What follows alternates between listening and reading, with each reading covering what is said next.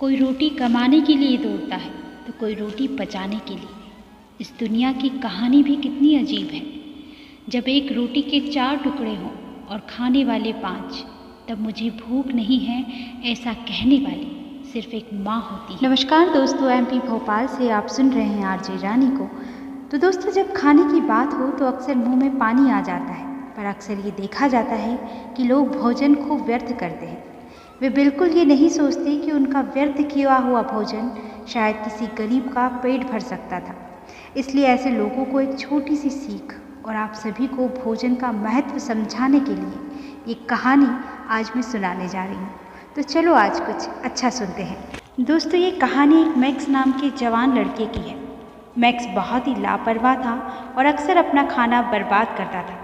वह अक्सर अपने खाने में से कुछ निवाले खाता और बाकी को फेंक देता था। एक दिन मैक्स का परिवार एक गरीब गांव की यात्रा पर गया। जब वे पहुंचे तो उन्होंने बहुत से बच्चों को देखा जो भूखे थे और उनके पास खाने के लिए कुछ भी नहीं था। मैक्स भूखे बच्चों को देखकर दुखी होता है और महसूस करता है कि कितना भाग्यशाली है कि उसे कम से कम खाने के लिए भोजन तो मिल रहा है। अगले दिन गांव में मैक्स का परिवार एक संस्था में जाता है जहां स्वयं सेवक गांव में भूखे लोगों को भोजन परोसते दिखते हैं। मैक्स यह देखकर चौंक जाता है कि कितने सारे लोग एक समय के भोजन के लिए घंटों लाइन में खड़े रहते हैं। उसने महसूस किया कि भोजन को बर्बाद करना न केवल अपमानजनक है बल्कि दूसरों के लिए भी हानिकारक है। जब मैक्स घर वापस गया तो उसने खुद से वादा किया कि वह फिर कभी खाना बर्बाद नहीं करेगा।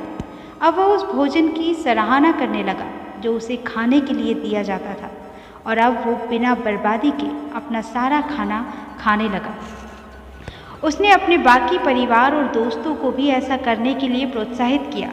दोस्तों, मैक्स ने यह महसूस किया कि भोजन एक अनमोल संसाधन है जिसे कभी भी बर्बाद नहीं करना चाहिए।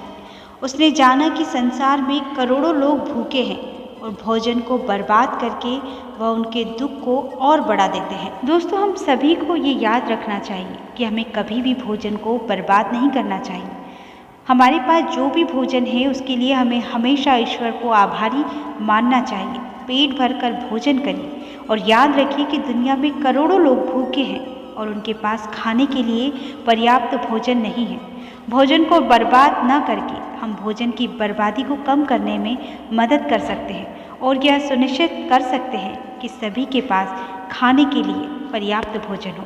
तो कैसी लगी आपको ये छोटी सी कहानी, मुझे कमेंट करके ज़रूर बताइए।